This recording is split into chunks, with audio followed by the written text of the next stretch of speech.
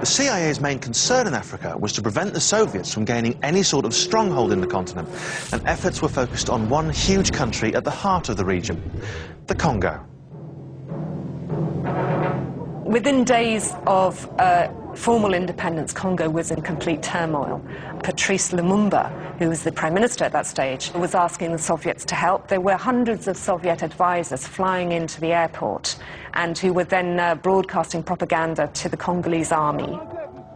Lumumba's behaviour was completely unacceptable to the CIA. So the agents in the Congo began to look for a replacement, and they found one in a young man called Mobutu. The CIA first spotted Mobutu as a potential collaborator in 1960. They regarded him as very intelligent, very immature, but very promising. A new chapter begins in the dark and tragic history of the Congo with the return to Leopoldville of deposed Premier Lumumba, following his capture by crack commandos of strongman Colonel Mobutu. On January 17th, 1961, Lumumba was dragged into the jungle, beaten and then murdered by troops loyal to Mobutu. The CIA had got its way. Their man Mobutu was now in charge of the Congo, and the Soviets were no longer welcome there. Lumumba was removed to an army prison. He was a very helpful, earnest, clever, non-ideological young man from very humble, rather complicated background, who Western people found very useful. He was very much indeed a strong man, a strong personality, and Congo became his backyard.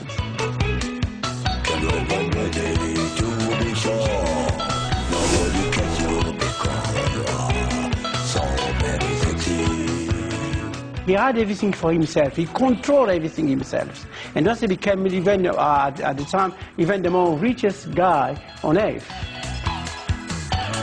Over his lifetime, he was reckoned to have taken 4 billion, equivalent to half of the Congo's GDP. And what did he spend it on? Lots of quote-unquote palaces, which included a whole compound in Gabadalite. It looked like Disney, but it cost a great deal of money. Mobutu had a small airport, but not so small that Concorde couldn't regularly land and take off there, because Concorde was hired for shopping trips to Paris. There is no question that the CIA knew the order of theft. Of course they knew. Mobutu's greed was matched only by his cruelty, and it was the people of the Congo who paid the high price during his 32 years in power. He became like an animal. He became like a lion. Je m'appelle Mobutu. People were very scared about Mobutu. If you touch Mobutu's politics or Mobutu's interests, you are finished, man. You are gone.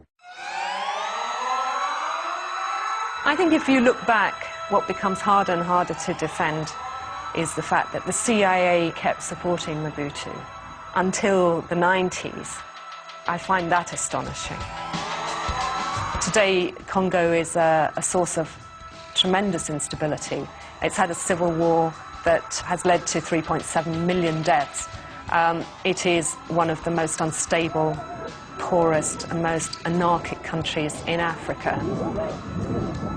I've now spent 10 years in Africa, and every African I've ever met believes that if something happens in his country that is negative and damaging, the CIA was behind it.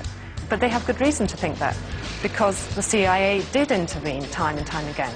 It did make sure that dictators ended up running the show. It did make sure that human rights atrocities were hushed up.